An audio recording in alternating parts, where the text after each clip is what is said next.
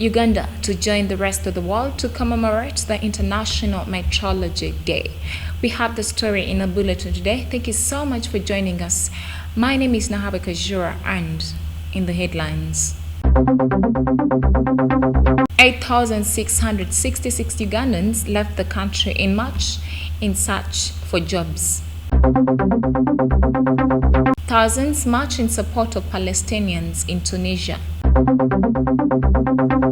And Malawi bans 17,000 expired AstraZeneca vaccines.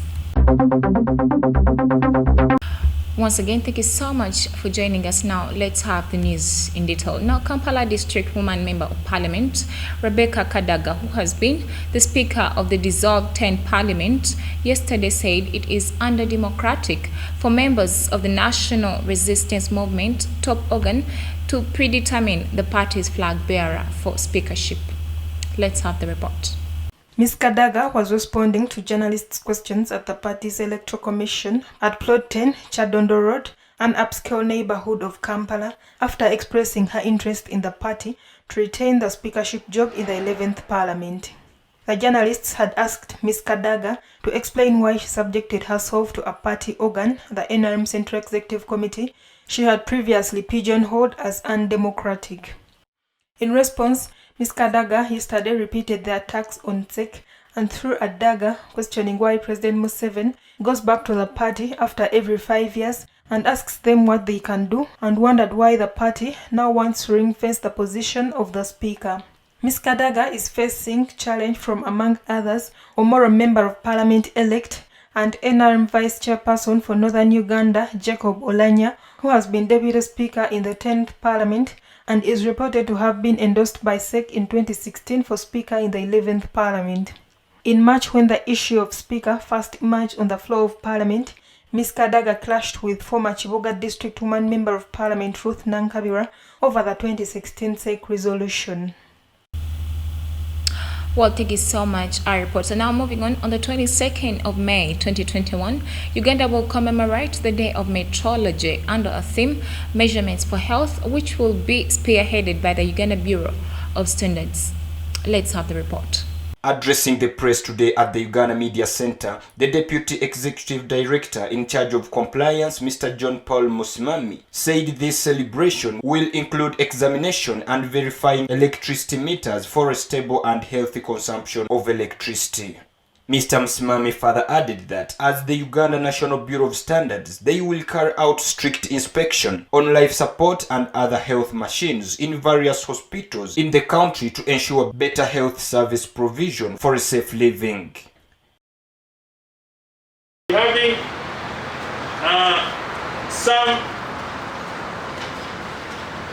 we'll be going out there to do some to some of these hospitals to demonstrate what we do. Like for instance, for Mengo Hospital, it was there yesterday, in 19th, yes, it was there yesterday. Maranja Memorial Hospital in Mbala, it will be there, it is there today. Then in Mbale Main Hospital on 25th of May 2021. And also we'll be engaging stakeholders on 27th May 2021 in Jinja Town Hall. So we are taking to the public, showing them, demonstrating to them what our interventions are in the area of health sector, in the health sector, as the thing goes.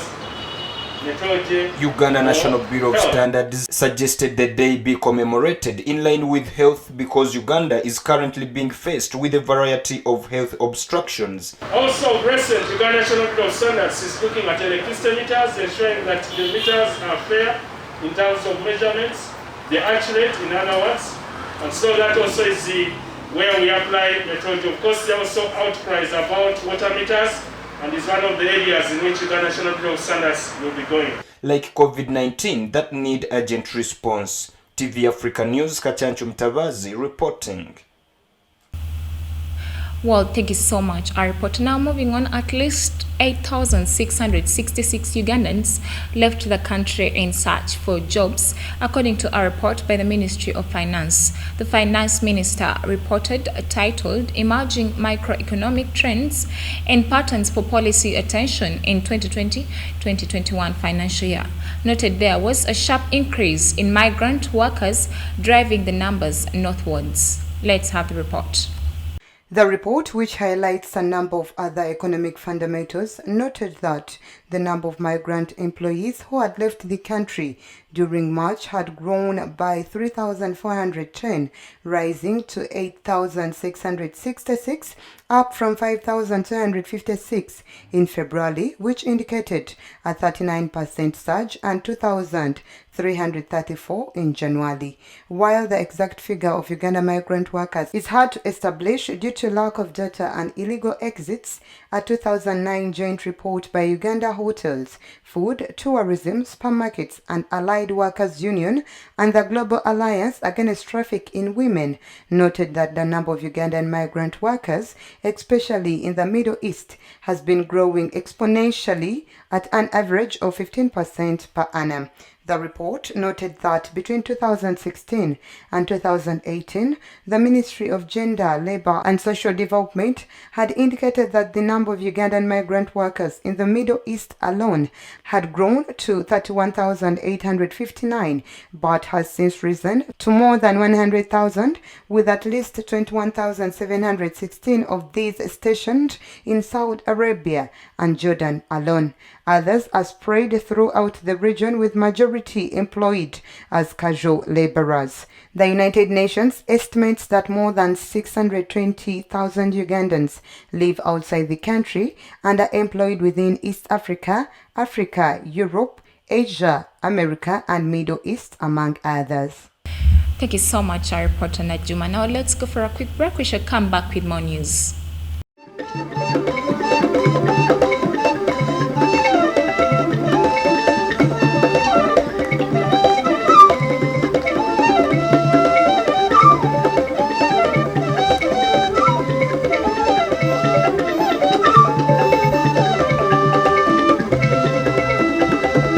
Welcome back for the break. You're still watching TV Africa, the right to know. Now, in our international news today, Zambia's main opposition candidate, Hakainde, was officially nominated for presidential election scheduled for August in Lusaka on Wednesday, as dozens of Zambians demanded change and food for thought.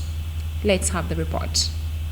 Zambia's opposition candidate, Hakainde Hichilema's nomination comes at a time when his country of 17 million people has an external debt estimated at nearly 10 billion euros, half of which is held by private creditors.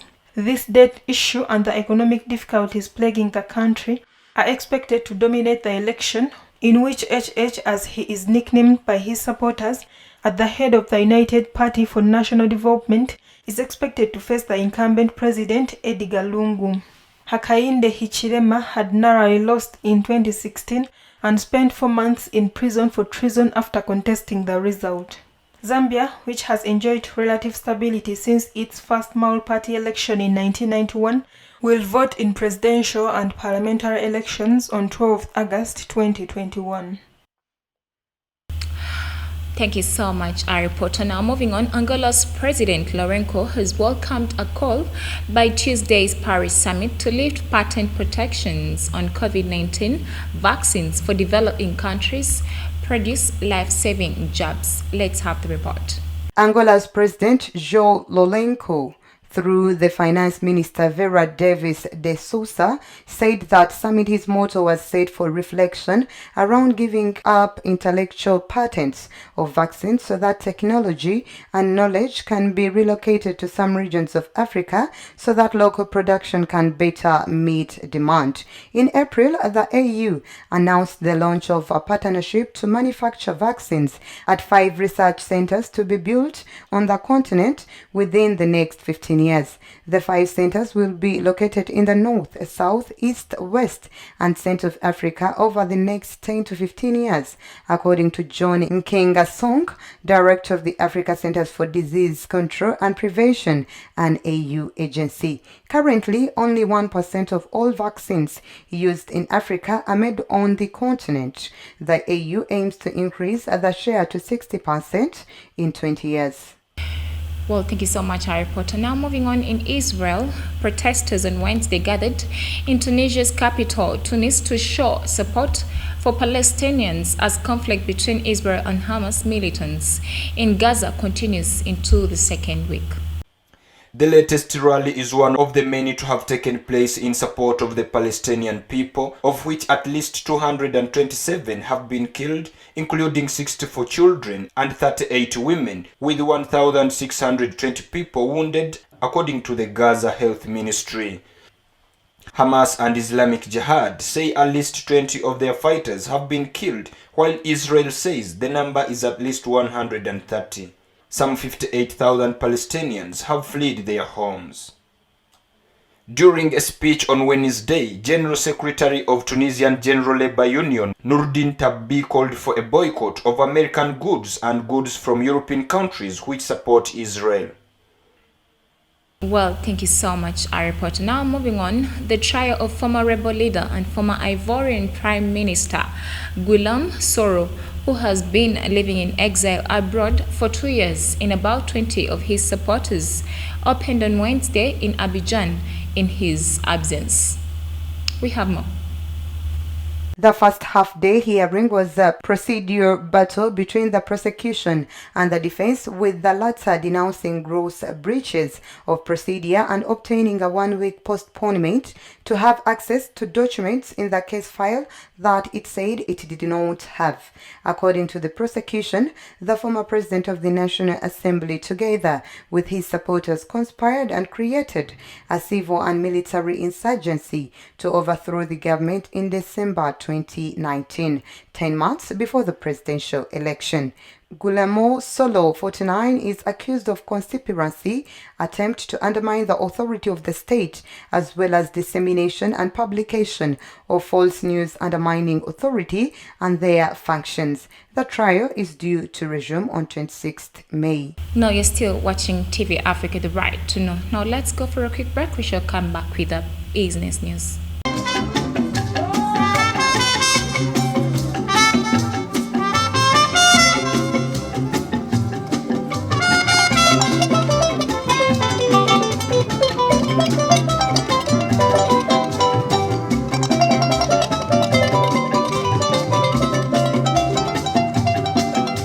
Welcome back from the break. You're still watching TV Africa, the right to know. Now, in a business news today, Portugal's President Marcelo has paid a historic visit to Guinea-Bissau's President Umaru after 31 years since the abolition of colonialism, in a bid to strengthening a bilateral relationships. Let's have the report. President Marcelo Rebelo de Sousa said that the strengthening of bilateral relations and the symbolism of the exchange of visits by one head of state and another within a period of 6 months means that there is the will to go further. Guinea-Bissau's President Umaru Sissoco Embalo had visited Lisbon in October 2020. While in Guinea-Bissau, de Sousa visited a cemetery in Bissau where 100 Portuguese soldiers who died during the War of Independence are buried, and also laid a wreath on the grave of Amilcar Cabral, leader of the African Party for the Independence of Guinea and Cape Verde, who was assassinated in 1973 in Conakry. Guinea-Bissau, a West African country, achieved its freedom from Portugal in 1973 after the War of Independence.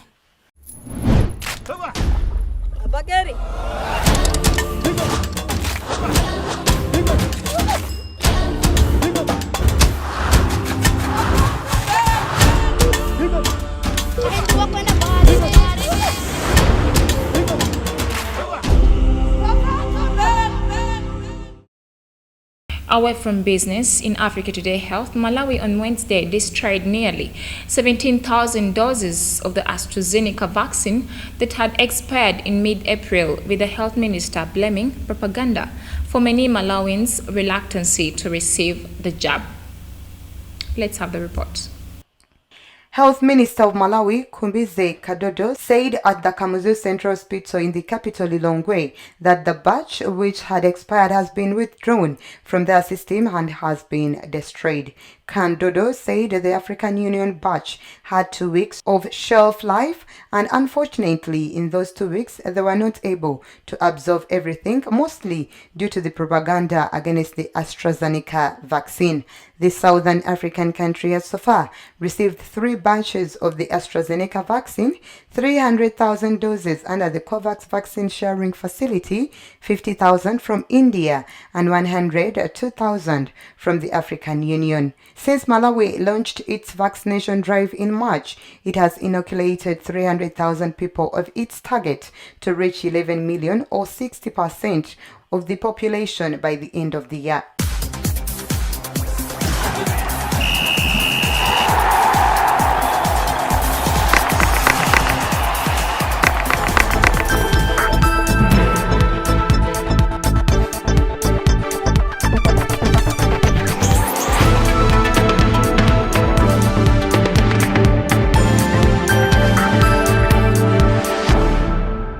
Thank you so much, our report. Now, in a sports news today, Ugandan runner Joshua Cheptegei has claimed the men's 300 meters race, despite coming short of the Daniel Comens world record in the Golden Spike Ostrava 2021 men's 300 meters race held in Czech Republic.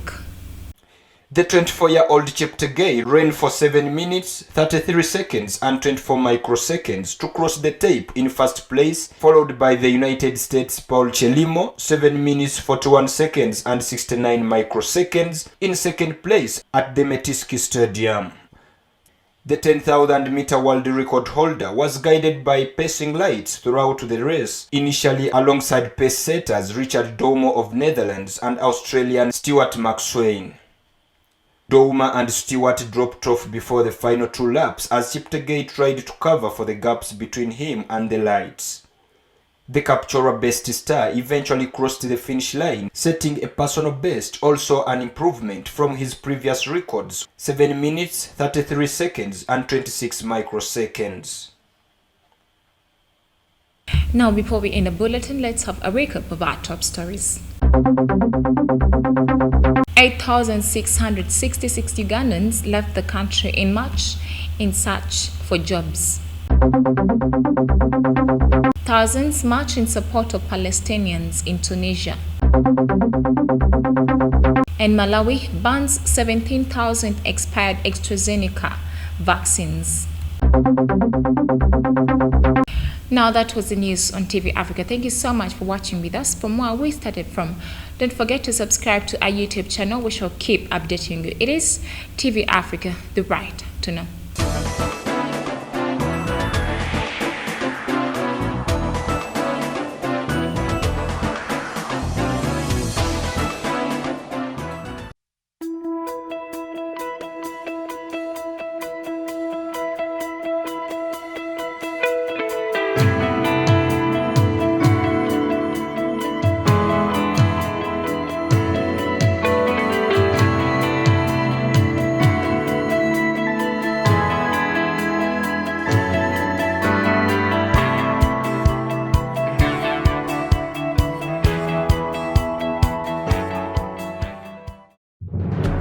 This is Africa, and that was the news.